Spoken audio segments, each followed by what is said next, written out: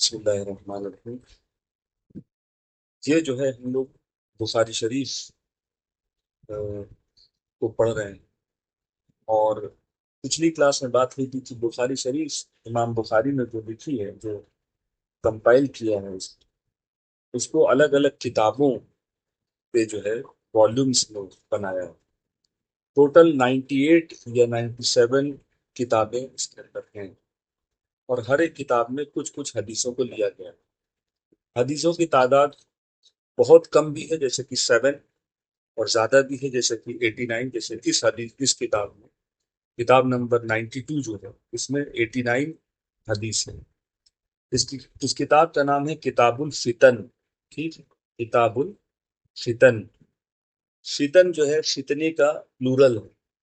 ٹھیک ہے، فتنہ لفظ کا مطلب ہوتا ہے آزمائش۔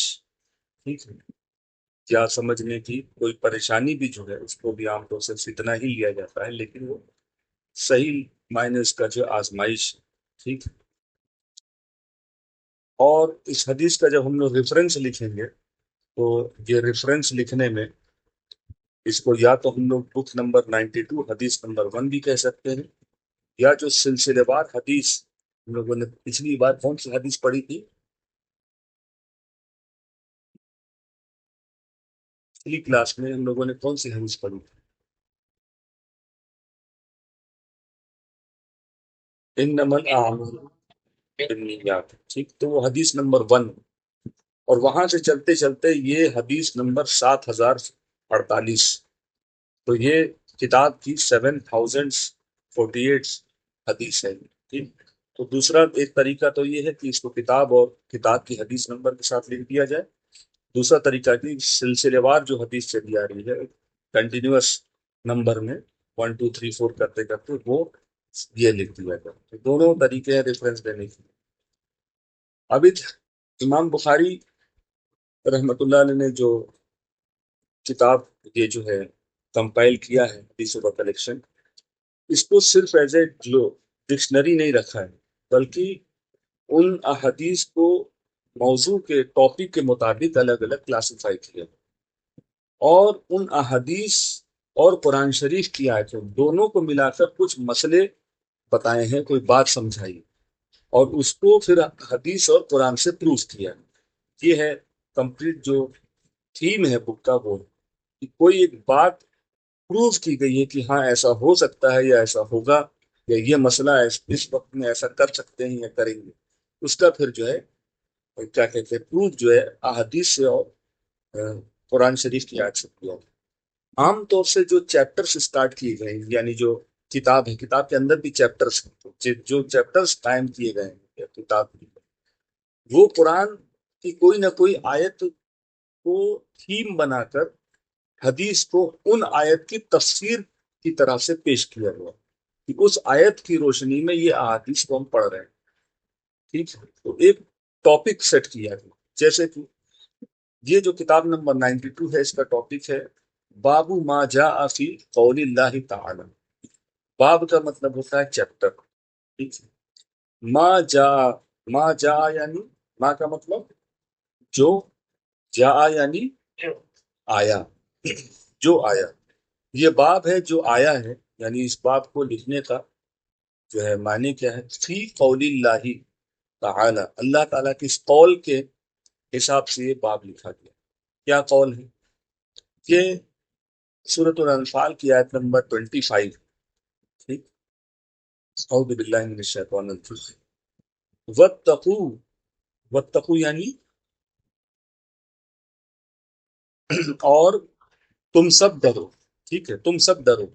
ٹھیک، واتقوا تم سب ڈرو۔ اب یہ تم سب اس کے اندر فائل ہے، اور کام جو ہو رہا ہے آبجیکٹ ڈرنے کا ہو، فتنتن۔ ٹھیک ہے، اس فتنہ سے ڈرو، اور تم سب اس فتنے سے ڈرو۔ ٹھیک ہے، فتنے کا اردو میں بھی ترجمہ فتنہ ہی کیا جاتا ہے۔ لا تصیبن، یہ جو ہے جب ہم لوگ اس کو فونٹ چینج کرتے ہیں تو زبر یہاں نہیں ہو کے یہاں لگ جاتا ہے، تمام فونٹ کے ساتھ یہ مسئلہ ہے، تو لام الف ہے، لام زبر یہاں لگے۔ ٹھیک ہے، تو اس فتنے سے ڈرو، اس آزمائش سے یا اس مصیبت سے ڈرو لا تصیبن، ٹھیک ہے، یہ اصابہ یوسیبو فعل ہے، ٹھیک ہے، اور تاپش تو اور نون آخر میں یہ بتا رہا ہے کہ مؤنث سے کہا جا رہا ہے کہ وہ آئے گا، وہ پکڑے گا، وہ لگے گا، ہاں پہنچنا، یہ جو تیر ایسا ہو جو بالکل نشانے پر لگتا ہے اس کے لیے اصابہ یوسیبو، مصیبہ بھی اسی سے ہے کہ بالکل ایک دم لگے گا، وہی جا کے ٹارگٹ کرے گا، اسی کو پہنچے گا، ٹھیک ہے۔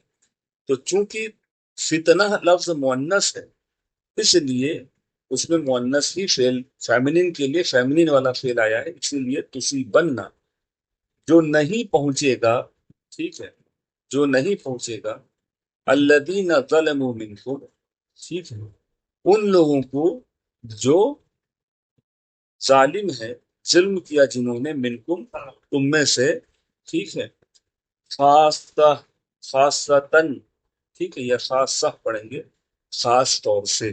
اب اس کو ذرا ہم لوگ قاعدے سے سمجھ لیں۔ وَاتَّقُوا کون سا جملہ ہے؟ وربل سینٹینس ہے یا نومینل سینٹینس؟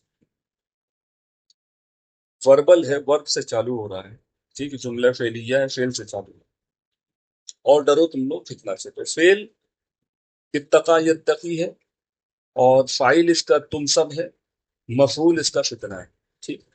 اب یہ جو آ رہا ہے لا تصیبن الذین ظلموا منکم خاصہ، یہاں سے لا سے لے کر یہاں تک کا جو معاملہ ہے یہ پورا کا پورا اس فتنے کے لیے صفت بن جاتا ہے۔ جب بھی کوئی اسم نکرہ میں ہو، یعنی ال وغیرہ نہ لگا ہو، عام ہو، جیسے ابک اور دوبک ہم لوگوں نے سمجھا تھا، یہ ابک والا فتنتن، کوئی فتنہ، وہ فتنہ، ٹھیک ہے۔ اب اس کے بعد جو چیز آتی ہے وہ اکثر اس کا صفت بن جاتی ہے۔ اس فتنے کا ڈسکرپشن ہے کہ کیسا فتنہ، وہ فتنہ لا تصیبن، اب یہ بھی فعل بن گیا، ٹھیک ہے، جملے فعلیہ کہ نہیں پہنچے گا، ٹھیک، اور پھر اس کا پھر فلا، یعنی الذی، وہ جن کو، جو جنہوں نے ظلم کیا تم میں سے، خاص طور سے ظلم کیا تم میں سے، خاصتاً اس کا حال ہے، ٹھیک ہے، خاصتاً بھی حالت نصب میں ہے، تو ان ظالموں کا اس کا حال ہے، ظلم کرنے والوں کا، کہ خاص طور سے ظالموں کے لیے نہیں، ٹھیک ہے۔ تو سیدھا اس کا سادہ ترجمہ ہوگا کہ اور فتنے سے ڈرو جو صرف تم میں سے ظالموں کے لیے نہیں اترے، خاص طور سے، ٹھیک۔ یعنی اب اس کو اگر ہم سینٹینس کو سیدھا کریں تو کیا بن جائے گا معاملہ، کہ ہم کہیں کہ وہ فتنہ آنے والا ہے جو ظالموں کے لیے خاص نہیں ہوگا، تو کیا ہوگا پھر؟ سب کے لیے ہوگا، جو کہ جو انگلش میں بھی لکھا ہے that will not only effect the wrong doers امونگ you, یعنی سب کے لیے وہ فتنہ ہوگا، عام اور خاص، اوور آل پوری کمیونٹی پر، پوری دنیا کے لوگوں پر، یہ تمام امت مسلمہ کے اوپر وہ فتنہ ہے۔ اس کی تفسیر ہم نے دیکھا، تو یہ کوئکلی ہم بتا دیتے ہیں تفسیر اس کی، جو تفسیر ابن اسیر کے تفسیر میں ہے، کہ اللہ کے رسول صلی اللہ علیہ وسلم فرماتے تھے کہ اللہ تعالیٰ خواص کے عمل کے سبب عام پر عذاب نہیں بھیجتا ہے، یعنی کچھ پرٹیکولر لوگ ہوں جنہوں نے کوئی برائی جو کر رہے ہوں، ان کی وجہ سے عام طور سے تمام لوگوں پر عذاب نہیں بھیجتا ہے، لیکن جب لوگ دیکھتے ہیں کہ برائی پھیل رہی ہے ان پرٹیکولر لوگوں کی وجہ سے، اور اس برائی کو روکنے پر قادر ہوتے ہیں، یعنی اس برائی کو روک سکتے ہیں، پھر بھی اپنی اس برائی کو نہیں روکتے ہیں، تو پھر عمومی عذاب، یعنی پھر سب کو پکڑ لینے والا عذاب آ جاتا ہے، اور اس میں خاص اور عام سب اس میں مبتلا ہو جاتے ہیں۔ یہ چونکہ اس باب کا، باب الفتن کا جو ہے، کتاب الفتن کا چناؤ اس لیے بھی کیا گیا ہے کیونکہ ہم لوگ جس دور میں رہ رہے ہیں تو یہ فتن کا دور، فتن کا دور کیوں ہے؟ کیونکہ یہ جو آیت ہے کہ وہ فتنہ آئے گا جو عام اور خاص سب کو اپنے چپیٹ میں لے لیں، یہی ہے جو ہم لوگ، وجہ نمبر ایک کیا رسول اللہ صلی اللہ علیہ وسلم نے بتائی کہ جب کوئی خاص آپ کی قوم کے کچھ لوگ کوئی ایک ایسی برائی کر رہے ہیں جس کو روکنے پر آپ قادر ہوں لیکن پھر بھی نہیں روکیں، تو پھر وہ عذاب آئے گا، وہ کی جو ہے وہ عام لوگوں کو بھی پکڑ لے گا، اور ان گناہ گاروں کو تو پکڑے گا ہی پکڑے گا۔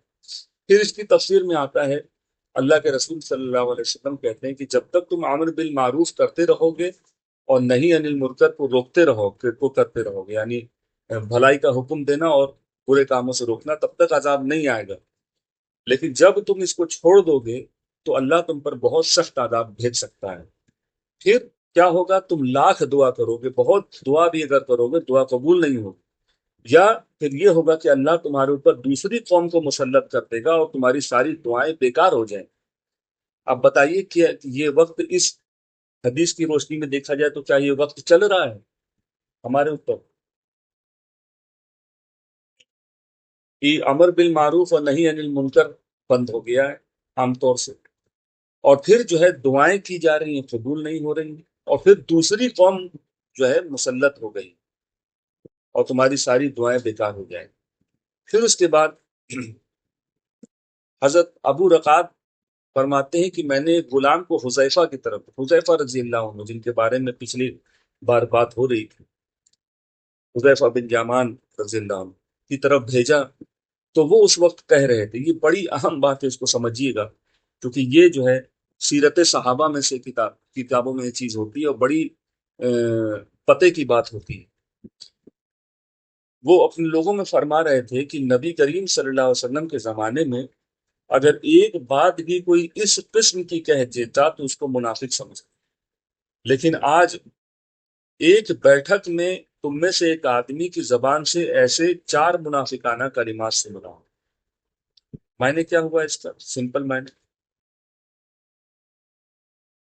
حضرت حذیفہ رضی اللہ عنہ فرما رہے ہیں کہ آج اس دور میں، یعنی ان کے دور میں، وہ کہتے ہیں کہ ہماری محفل میں کچھ لوگ ایسے ہوتے ہیں کہ اپنی زبان سے کچھ باتیں ایسی بول دیتے ہیں جو منافقانہ ہو جاتی ہیں، چار چار طرح سے بول دیتے ہیں، جبکہ حضور پاک صلی اللہ علیہ وسلم نے اگر ایسی کوئی ایک بات بھی کہہ دیتا تھا تو لوگ اس کو کیا سمجھتے تھے؟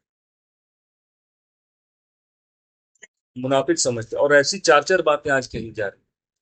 اس پر کہہ رہے ہیں کہ تم کو چاہیے کہ نیک کاموں کو حکم دو اور بری باتوں سے فوراً روک دیا کرو، لوگوں کو خیر پر ابھارو، نہیں تو تم سب کے سب عذاب میں گرفتار ہو، اور اس عذاب کا اندازہ یہ ہوگا کہ تمہارے حاکم، یعنی ایڈمنسٹریشن جو لوگوں نے سنبھالا ہے، وہ برے لوگ بنا دیے جائیں گے، پھر اچھے لوگ بھی لاکھ دعائیں کریں کچھ کام نہیں ہے۔ ٹھیک؟ تو پتہ ہے چلا کہ اصل مسئلہ ہے کہ امر بالمعروف اور نہی عن المنکر کو چھوڑ دیا گیا۔ کچھ اور واقعات ہیں اس میں تفصیل، ایک کشتی کا واقعہ بھی سمجھایا گیا کہ کشتی میں ایک فلور اوپر کے ہیں اور نیچے کے لوگ، نیچے کے لوگوں، اوپر کے لوگ کو جب پانی کی ضرورت پڑتی تو نیچے کے لوگوں سے مانگ لیتے ہیں، نیچے لوگ سوچ رہے ہیں، جو نیچے کشتی میں گراؤنڈ فلور پر ہیں، وہ سوچتے ہیں کہ پانی جو ہے اوپر کے فلور پہ رکھا ہوا ہے، ٹھیک ہے، تو نیچے والے سوچتے ہیں کہ ہمیں کیا ضرورت ہے اوپر جا کے ہم پانی مانگے، ہم تختی، یہ جو ہے تختہ جو ہے ناؤ کا، اس میں چھید کر دیتے ہیں، یعنی ناؤ میں چھید کر دیتے ہیں، پانی اندر آ جائے گا اور ہم جو ہے اس پانی کو بھر لیں گے ہم اوپر۔ تو اس میں کہا جا رہا ہے کہ اگر اوپر والا آدمی جو فرسٹ فلور پہ بیٹھا ہوا ہے ناؤ میں، وہ جا کے نیچے کے فلور والے کو نہ روکے کہ بھائی تم لوگ یہ غلط کام کر رہے ہو، ہم سب کے سب ڈوب جائیں گے، تو ہوگا کیا؟ اگر وہ نہ روکے تو پوری کی پوری کشتی ڈوب جائے گی۔ اسی طرح یہ امت کا معاملہ ہے کہ کچھ لوگ اگر گناہ کر رہے ہیں، وہ ایک طرح سے ہم سب کی کشتی میں چھید کر رہے ہیں، اس کا نتیجہ یہ ہوگا کہ ہم سب اس عذاب میں گرفتار ہوں۔ تو یہ پھر اس کے بعد ایک دوسری حدیث ام المومنین حضرت ام سلمہ رضی اللہ عنہ سے روایت ہے، فرمایا اللہ کے رسول صلی اللہ علیہ وسلم نے، گناہ اور برائی جب میری امت میں عام ہو جائیں گے تو اللہ تعالیٰ عذاب کو عام کر دے۔ میں نے کہا یا رسول اللہ صلی اللہ علیہ وسلم، اس میں نیک لوگ بھی ہوں گے، یعنی نیک بھی عذاب میں؟ آپ نے فرمایا ہاں وہ بھی عذاب میں مبتلا ہوں گے، لیکن مرنے پر اللہ کی مغفرت انہیں حاصل ہے، یعنی اللہ تعالیٰ کی مرضی پر ہے کہ ان کا کیا کرے، اور حدیث تو یہی کہتی کہ اپنے اعمال کے حساب سے وہ اٹھائے جائیں۔ تو بہرحال یہ جو ہے ایک بڑا خطرناک یہ آیت ہے یہ، کہ وہ فتنہ آئے گا جو سب کو گھیر لے گا، عام ہوگا، خاص ہوگا، سب کو پکڑ لے گا۔ اب اس فتنے کے بارے میں جو دیگر جو ہے باتیں رسول اللہ صلی اللہ علیہ وسلم نے کہی ہیں وہ اس حدیث میں آ رہی ہیں۔ ہو سکتا ہے ہم لوگ پورا دیکھ نہ سکیں آج کی حدیث کو، تو یہ جو پہلے اوپر لکھا رہتا ہے حدثنا، حدثنا کا معنی کیا ہوتا ہے؟ کوئی بھی حدیث کو اگر آپ، ہاں، ہم کو بتایا، ہاں ہم کو بتایا گیا، ٹھیک ہے، حدثا اس نے بتایا، حدثا یعنی فعل ہے، حدثا یحدث یحدث، محدث محدث تحدیث، تحدیث یعنی نیریٹ کرنا، بتانا. حدثا اس نے بتایا، نہ کس کو بتایا؟ ہم کو بتایا. اب جو بتایا ہوگا، جس نے بتایا ہے اس کا نام لکھا ہوگا، علی ابن عبداللہ، علی یو، حالت رفع میں. تو حدثہ کا فائل کون بنا؟ جس کا نام حالت رفع میں. تو ترجمہ کیا جائے گا کہ ہم کو علی ابن عبداللہ رحمت اللہ علیہ نے بتایا. ٹھیک ہے. اور ان کو کنہوں نے بتایا؟ ان کو انہوں نے بتایا. ٹھیک. حدثنا بشر بن سری. ٹھیک. پھر حدثنا نافع ابن عمر. تو یہ چین ہے، راویوں کا چین ہے. اور آخر میں آتے آتا ہے قالت اسماء عن النبی. ٹھیک ہے. یہ جو حضرت اسماء انہوں نے روایت کیا، بتایا، عن النبی، نبی پاک صلی اللہ علیہ وسلم فرما رہے تھے، قال یعنی انہوں نے فرمایا. اس طرح سے اب یہ جو ہے، یہ جو شخص حدثنا علی ابن عبداللہ، ان سے یہ حدیث اس کتاب میں کیسے پہنچی؟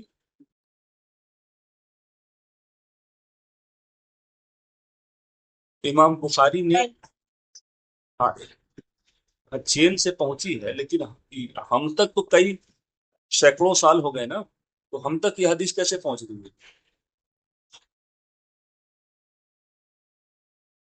یہ اصل، ہاں، یہ اصل میں جو کتاب کے لکھنے والے ہیں حضرت امام بخاری، انہوں نے جو ہے ان کو ان سے کانٹیکٹ کیا، علی ابن عبداللہ سے، اور پھر وہ کتاب کی شکل میں آگے کو اب جو ہے یہ کتاب بن گئی یہاں سے. ٹھیک ہے. اور یہ اتنے سارے اس کے راوی ہیں. تو فرماتے ہیں کہ رسول اللہ صلی اللہ علیہ وسلم نے فرمایا، قال یعنی انہوں نے فرمایا. کیا فرمایا؟ انا علی حوض، انا علی حوض. ٹھیک. انا مانے کیا ہو جائے گا؟ اس کا ہم لوگ گرامٹیکل انالیسس ہی کریں گے اور ترجمہ جلدی سے دیکھ لیں گے. انا کا معنی کیا ہوگا؟ میں. ٹھیک ہے. نحنو ہم ہے، انا میں. علی یعنی پر،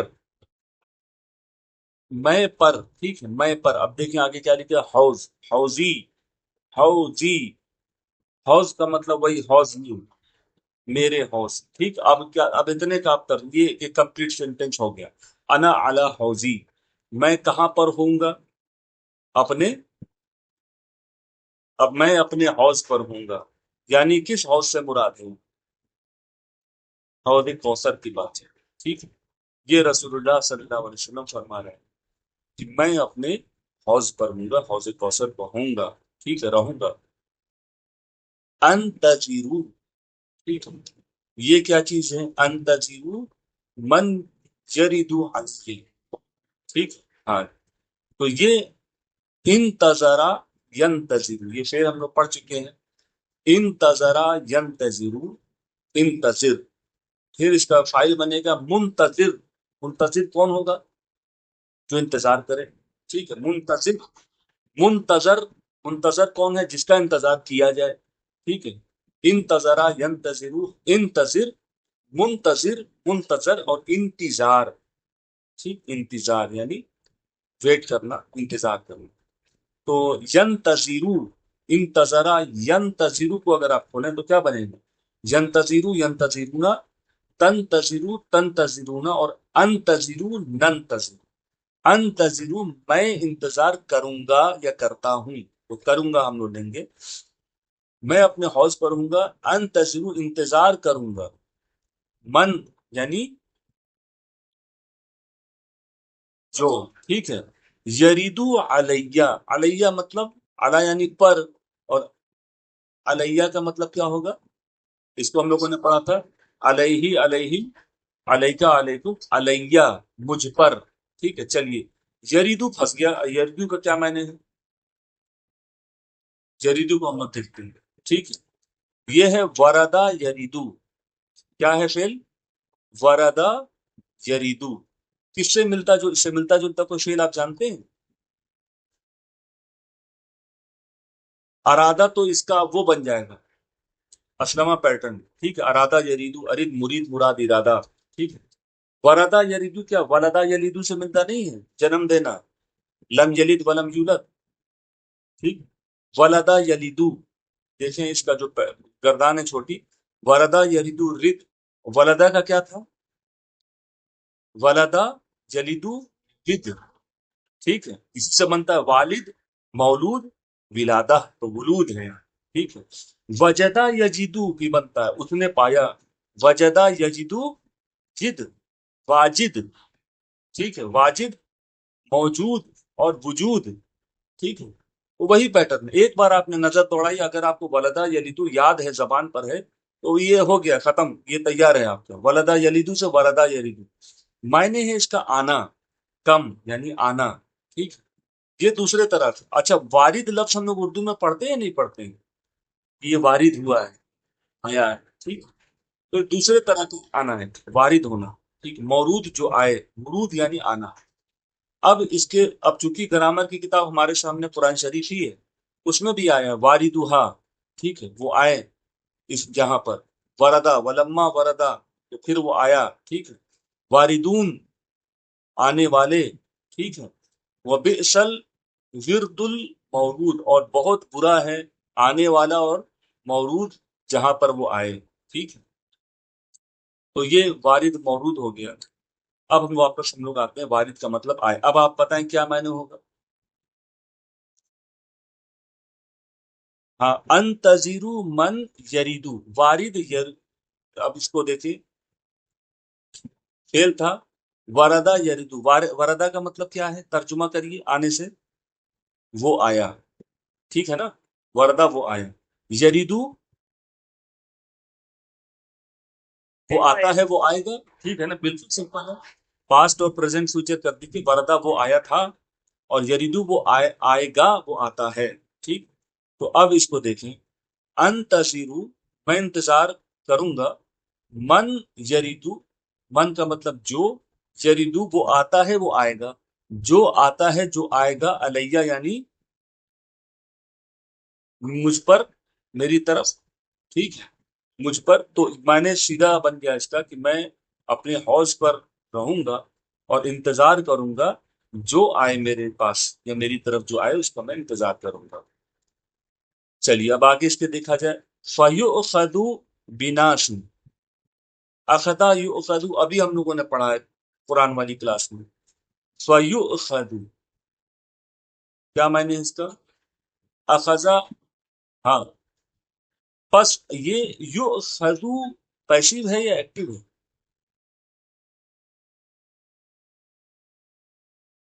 ایکٹیو نہیں ہے، یہ پیسیو ہے. یؤخذ، یوں تو رہے گا لیکن یہاں پر جو ہے اتخذا نہیں ہے، یؤخذ. پس اس کو پکڑ لیا جائے، ٹھیک ہے. پس اس کو پکڑا جائے گا، بناسن من دونی، ٹھیک ہے. تو ان لوگوں کو جو ہے پکڑ لیا جائے گا، ٹھیک ہے. من دونی یعنی، من دونی یعنی من دون اللہ ہم لوگ پڑھتے ہیں نا، من دون اللہ. من دون اللہ کا معنی کیا ہوتا ہے؟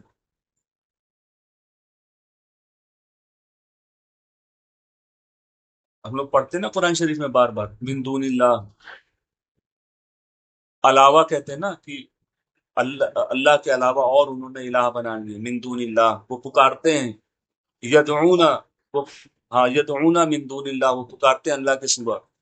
تو مجھ سے تو ان لوگوں کو الگ پکڑ کر الگ کر دیا جائے، ٹھیک ہے. یہاں تک یہ آیت بن گئی، ٹھیک. یہ مطلب یہ جملہ بن گیا. فَيُؤْخَذُ بِنَاسٍ، ناس مانی لوگ، من دونی، دونی یہی والا ہے، حوزی دونی مجھ سے ان لوگوں کو پکڑ کر الگ کر دیا جائے، ٹھیک.